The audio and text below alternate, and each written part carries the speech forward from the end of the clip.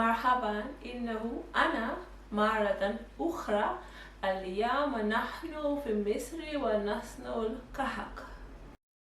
So guys, that is how far my Arabic will take me. Today we are making kahk, and kahk are traditional cookies eaten at Eid al-Fitr after the end of the month-long fast. I am over 2 months late, but oh well. We will see if this will be added to the mix next year. Let's get to it, shall we?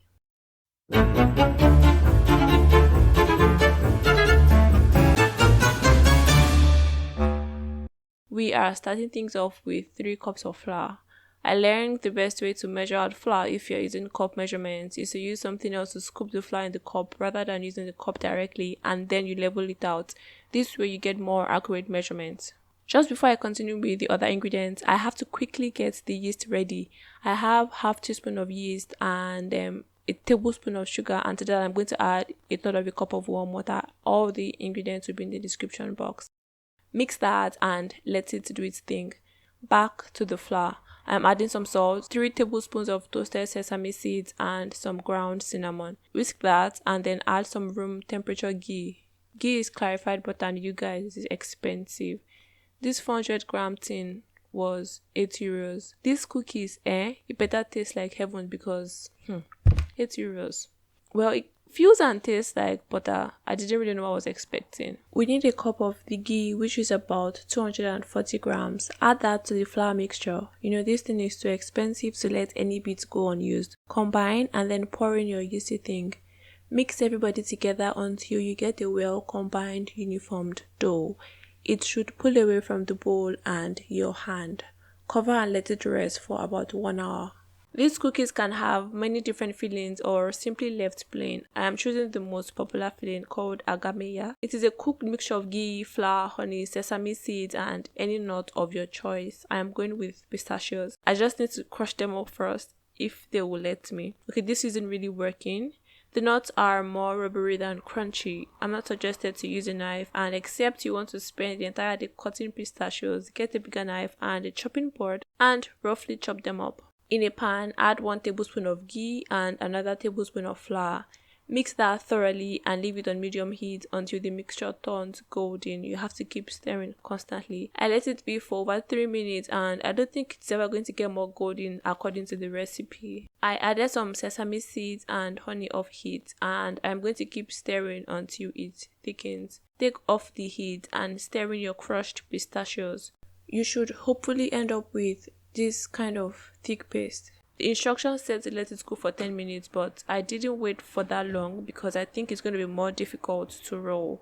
I used half a teaspoon to roll out 20 balls and I still had some extra left, and so I used a 1/4 teaspoon for 20 more and simply joined one from the half and one from the 1/4 to make 20 half-quarter balls. Now back to the dough. I want 20 fairly equal sized balls as well, so I'm going to first get the entire weight and divide that by 20. To fill, you are going to roll the dough into a ball, make an indentation using your thumb or index finger in my case, stuff with your filling and re-roll to cover the filling. Kahks usually have special kahk stamps to give them their signature look, but since I do not have those, I'm going to use a fork to give a cross hatch pattern. Hopefully it stays intact. Bake on a lined tray for 20 to 25 minutes in a 160-degree oven. While those bake, sort out the rest. Well, look what we have here. I guess I don't know how to count because I made 1 extra. There is nothing left to do but to eat it, and kind of tastes okay. We'll see how everything plays out. Cover so they do not dry out. The first batch is done and the lines are barely visible, just like I thought. Place on a cooling rack and bake the other batch. So while I was making the fork pattern on the second batch, I realized I skipped 1 cookie, and because I already ate the filling, well, the good news is I do know how to count. Let them cool completely, and I must say these are not the prettiest things to look at. There is still one final step, which is to cover the entire thing with powdered sugar, so that is a relief. So I ran out of powdered sugar. Let's give this empty one a quick taste test before I go get some. Powdered sugar. Be right back. Ta-da! Generously dust some powdered sugar because this cookie has almost no sweetness. This is something I think my mom would like. So guys, there is no easy way to say this, but this is kind of disappointing. I still cannot get over how expensive ghee is, and for these cookies to taste like this, how is this even an Eid thing? I personally would be sad if I get this on Eid, because these cookies are not happy, they're not fun. Maybe I made it wrong, I have no idea, but this isn't it. Maybe I'm still salty because ghee. The cookie has this dry, crumbly texture, and you get this gag, choke like sensation if you take a mouthful, almost like it is stuck somewhere up in your mouth.